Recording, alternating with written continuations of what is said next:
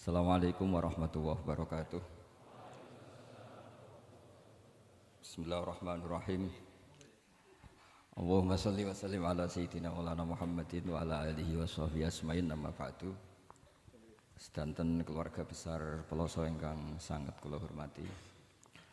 Utamanipun Kiai Haji Zainuddin Jazuli, Kiai Haji Nurul Huda, Kiai Haji Fuad Ningbat.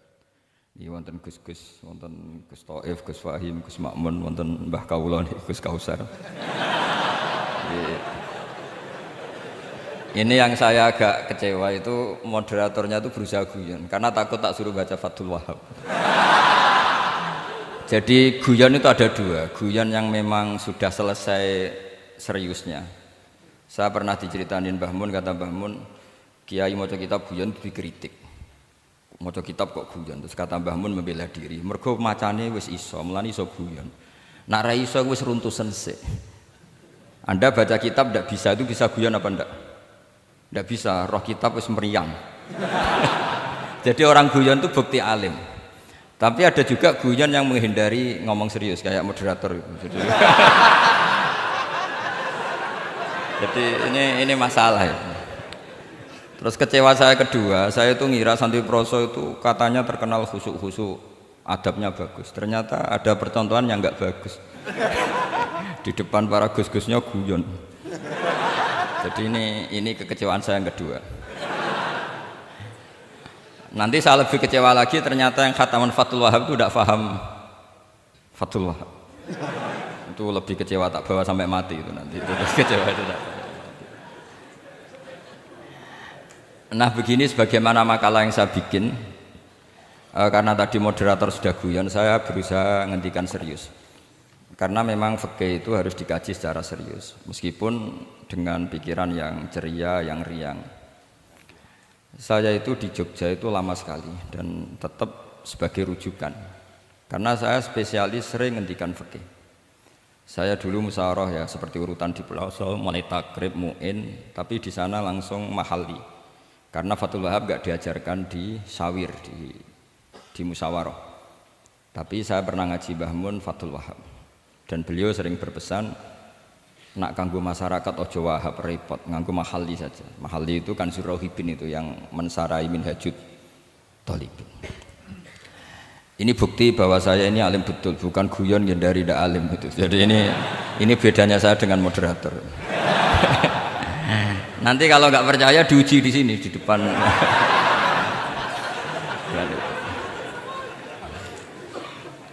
Saya ngaku alim itu bukan karena sombong, tapi keharusan. Karena begini ya, kalau kamu punya istri mau melahirkan, itu mesti nyari tulisan bidan. Barokahnya tulisan itu kamu tahu siapa bidan. Kalau kamu gigi sakit pasti cari tulisan dokter gigi. Sekarang kriminal kita adalah yang tahu Wahhab tidak menulis ahli Fathul Wahhab, ahli Fathul Qorib, sehingga masyarakat itu susah nyari konsultan ahli fikih karena santri Peloso tidak menulis di rumahnya ahli Fathul Wahhab, ahli Fathul Qorib. Lo itu penting supaya orang tahu. Setidaknya kenapa nyuwun sewu banyak, kalau saya boleh agak merovokasi, dan itu bagus, provokasi itu bagus kadang, tapi untuk kebaikan. Kenapa orang-orang lain itu menjadi rujukan? Karena mereka memaklumatkan diri, dengar gelar RC, MA, terus ahli fikih. Tapi kita yang ngaji Wahhab, khatam, musyawarah khatam, nggak nulis di rumahnya ahli Fathul Wahhab. Setidaknya Anda nulis, konsultan kalau ingin mondok ke Peloso. Sehingga orang daerah kamu kalau mau mondok ke Peloso, konsultasi ke kamu.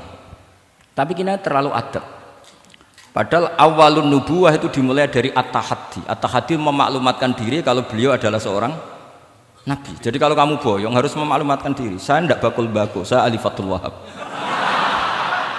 Lah ini khataman Fathul Wahhab cerita bako. Wah itu innalillahi wa inna ilaihi raji'un. Ini harus gimana nih mau? Ya Anda harus tersiksa dengan keterwakilan oleh ini.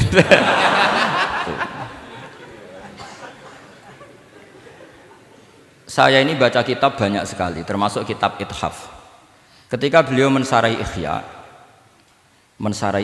itu cerita kitab yang saya baca fil fikhi itu dihitung mulai mazhab Syafi'i sampai Hanafi semuanya. Saya baca kitab tasawuf ini. Jadi memaklumatkan diri. Awal dari nubuah itu memaklumatkan diri. Sehingga orang gampang nyari. Kalau orang bisa nyari bidan, nyari dokter gigi karena tulisan. Kenapa orang kesulitan nyari ahli Fathul Qarib? Kalau kamu ahli konflik tulis saja, konsultan spesial cerai karena pengalaman pernah cerai, tulis saja. Kalau ahli jomblo tulis saja, ahli perjodohan. Supaya orang tahu keahlian kamu di mana. Saya di Jogja memaklumatkan diri, saya bisa baca Wahab, saya bisa baca Bukhari, saya bisa. Bukan dalam konteks sombong, karena kebutuhan umat yang ingin tatap bu'u asari Rasulullah, mencari-cari asari Rasulullah itu terpenuhi. Yaitu dengan ngaji orang yang ahli. Tunjukkan kalau baca kamu benar dan sebagai solusi umat. Umat ini punya problem banyak. Dan kamu mengajar dengan manhaj yang jadi solusi, yang jadi solutif, yang bisa jadi jalan keluar. Tapi kita enggak, santri itu banyak keluar dari pondok, tapi karena miskin, sudah dari mbahnya bapaknya memang sudah miskin ya. Terus atas nama humul, atas nama ikhlas, terus sering menyembunyikan diri. Menyembunyikan diri, pura-pura ada alim, memang sebetulnya ada alim juga kadang itu. Akhirnya terus orang sampai enggak tahu kalau itu alumni pondok. Tapi ketika ada orang konsultasi sama pihak lain, mereka tersinggung karena kok gak ke dia? Mau ke dia gimana? Nggak ada tulisannya, nggak ada potongannya. Malah tadi cerita mbako segala itu kan apa ya? Nah, saya ingin kembali lagi. Saya punya teks hadis yang riwayatnya seperti ini. Meskipun hadis itu misalnya dhaif, banyak aditnya, banyak penguatnya. Idza zuharatil bid'ah wal fitan. Sebagian ada tambahan wasubba ashabi. Fal yudhiril alim ilmahu. Orang alim harus menampakkan kealimannya. Wa illa fa'alaihi la'natullahi wal malaikati wan nasi ajmain. Justru kalau tidak memperlihatkan kealimannya dia kena laknat. Artinya yang sopan-sopan tidak memperlihatkan kefathul wahabannya, maka malah melihatkan kembakoannya. Itu jatahnya fa'alaihi la'natullahi wal malaikati wan nasi ajmain. Ya setuju ya? Itu pasti kena laknat. Coba betapa tersiksanya Syekh Zakaria Al-An tadi itu mulai ngomong tuh nggak pernah menyebut Syekh Zakaria Al-Ansori. Kayak apa tersiksa? Kitabku dikaji nyebut jenengku era gelem gitu. Padahal Syekh Zakaria Al-Ansori syarat menjadi orang alim seperti dari sekian tarjamah, istilahnya dalam bahasa Arab terbaru itu tarjamah itu Syekhul Islam Syekh Zakaria Al-Ansori. Itu saya pilih yang dari kitab Manhajus Sawi karanya Habib Zain bin Semit. Itu dari sekian manaqib yang saya baca di Sulaiman Al-Jamal di mana-mana paling menarik itu syaratnya jadi orang alim itu dua, punya guru alim, punya murid alim. Karena Anda akan tersiksa, sangat-sangat tersiksa.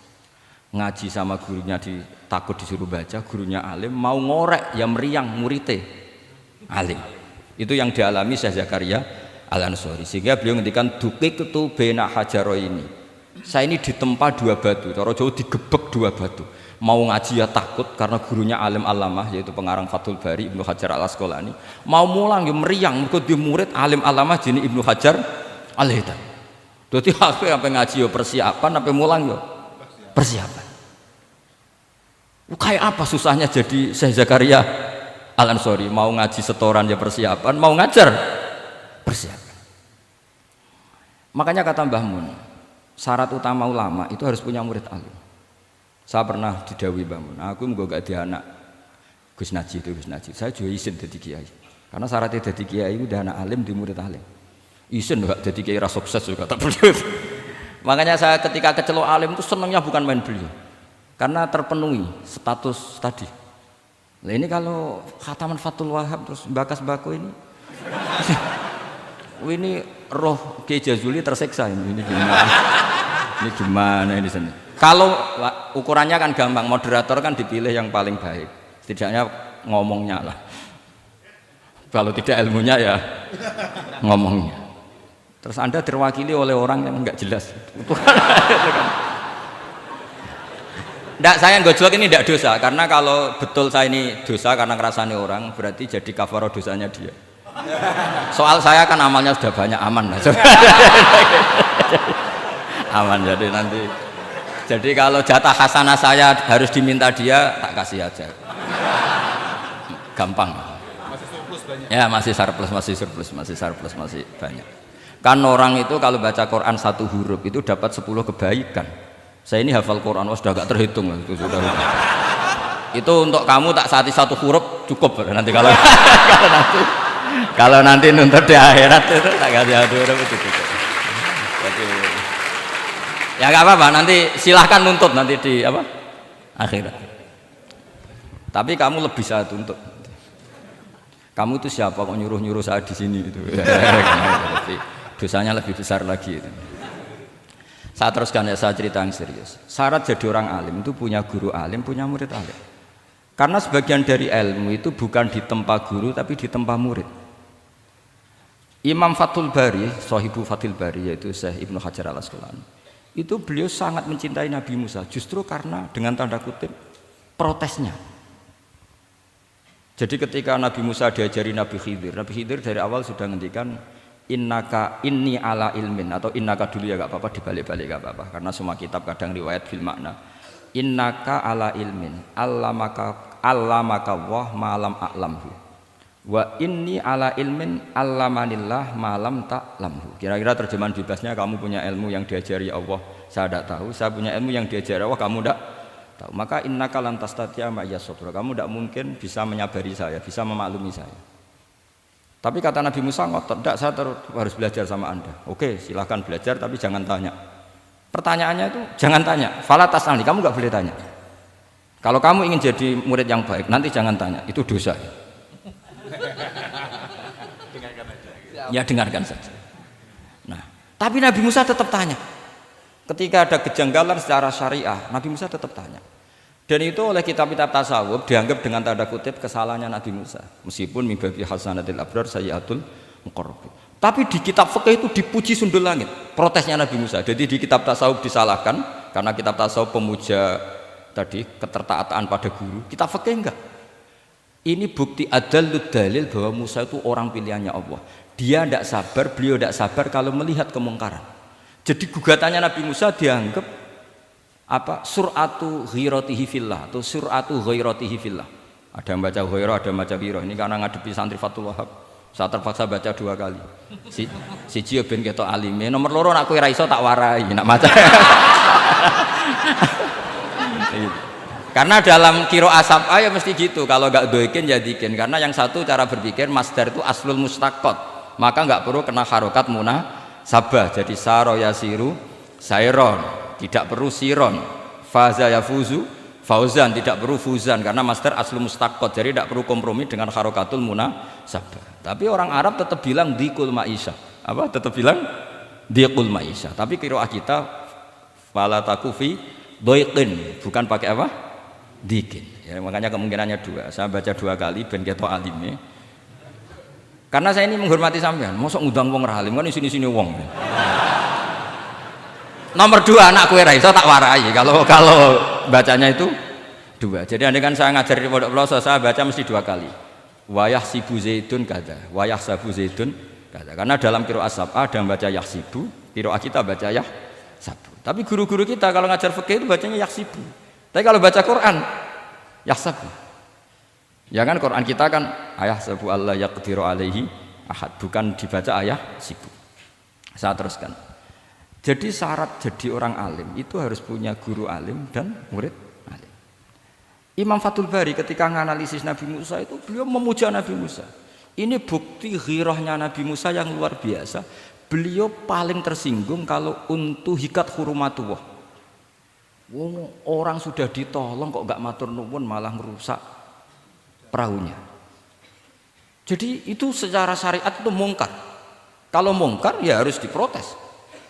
Artinya itu sifatu madkhin. Protesnya Nabi Musa itu sifatu madkhin, bukan sifatu dhammin. Itu Ibnu Hajar Al-Asqalani, gurunya Syekh Zakaria Ansari. Ketika orang tasawuf nganggep yang dilakukan Musa itu agak-agak mazmum karena protes sama guru. Pertanyaan saya ke anak-anak Fathul Wahab, kamu milih siapa? Milih partainya Ibnu Hajar Al-Asqalani apa milih partainya orang tasawuf? Selama ini roh potongan ini sampean milih sing tasawuf. Karena sampean dengan ilmu pas-pasan ini nggak suka kalau ada murid tanya. Mboten ngaku mawon. Tapi karena tadi logika syariatnya kata Ibnu Hajar Al-Asqalani, Musa itu kalimullah termasuk ulul azmi, sementara Khidir hanya seorang nabi. Apa yang dilakukan Musa tentu lebih keren karena beliau seorang nabi dan rasul. Jadi jangan kira terus di situ merupakan mangkobah, satu derajat yang luar biasa bagi Nabi Khidir mengalahkan Musa, itu enggak. Tapi ini juga mangkobah bagi Musa, betapa tidak sabarnya beliau ketika untuhikat hurumatullah. Dan itu Ibnu Hajar Al-Asqalani dalam bingkai itu. Jadi beliau itu sangat ringan sekali. Artinya gini, kita bahas Zakaria Al-Ansori nggak bisa tanpa bakas gurunya, yaitu Ibnu Hajar Al-Asqalani. Nanti saya bakas muridnya. Lah yang mulai bakas muridnya itu kamu harus siap-siap. Karena kiai-kiai di pelosok itu alim alama. Masalahnya nanti pasti di muridnya. Saya Zakaria Al-Ansori aman karena punya murid Ibnu Hajar Al-Haytami. Ibnu Hajar Al-Haytami aman karena punya murid Zainuddin Al-Malibari yang ngarang mulai jenengan ini. Jadi masalah bukan pada gurunya, tapi pada siapa? Muridnya. Terus Ibnu Hajar Al-Asqalani itu orang yang luar biasa. Saya pengagum beliau karena saya kalau baca Bukhari pakai pertolongan sarah beliau yaitu Fathul Bari. Itu beliau kalau protes, sukanya memang protes. Beliau itu nakot itu ahli kritik, ahli protes. Beliau termasuk sering ngeritik Imam Nawawi, ngeritik orang-orang sebelumnya. Tapi ya dalam konteks kebaikan. Imam Nawawi itu punya sarah namanya Sarhu Muslim Lin Nawawi. Terus beliau punya kitab fikih Minhajut Thalibin yang disadur oleh Syekh Zakaria dari Manhajut Thullab. Yang satu pakai Minhajut Thalibin jamak mudzakkar salim, yang satu pakai Manhajut Thullab pakai jamak taksir. Kitab Minhajut Thalibin sendiri dari kitab Muharrar karangan Imam Rafi'i, terpaut sekitar 3 orang sampai ke Imam Rafi'i dari Imam Nawawi. Imam Rafi'i ngarang itu dari Al-Wasid, Al-Basid dan Al-Wajiz karangan Imam Ghazali. Dan itu saya punya. Kitab indukannya Imam Ghazali Nihayatul Matlab fi Dirayatil Mazhab saya juga punya karangannya Imam siapa? Haromen. Terus sampai Mukhtasarul Muzani. Saya tadi sempat bawa kitab Mukhtasarul Muzani. Bareng ngerti ini kok jadi pengajian umum lemes ya. Waduh, mau nyalahkan Gus Kausar Mbah nggak berani. Tapi saya tadi matur sama Gus Kevin, Gus ini kok jadi pengajian umum, nggak tahu. Sebenarnya saya ingin anak Wahab saja terus tak marahin terus pulang. Tapi ini di depan orang banyak, kalau marahin kan nggak baik ya sudah saya tak rileks saja. Tak ceritakan bukti keseriusan fikih itu dikarang. Misalnya begini, ini contoh Zakaria Al-Ansori, Syekh Zakaria Al-Ansori ketika dengan tanda kutip sering bilang wa takbiri bidzalik aula min takbiril asli kadan atau a'ammu min takbiril asli kadan. Kenapa ada gugatan takbir?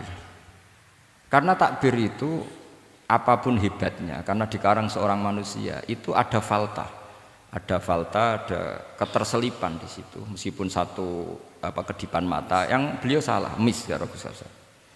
Misalnya begini, definisi sholat ya, kita kan sering dengar sholat itu apa? Umumnya orang kan aqwalun wa af'alun, muftatahatun bitakbir, muftatamatun bitaslim. Pertanyaannya definisi itu tidak jamek mana? Karena hunaka sholatun la qawla fiha wa la fi'la, yaitu sholatuman ajrus sholata biqalbi.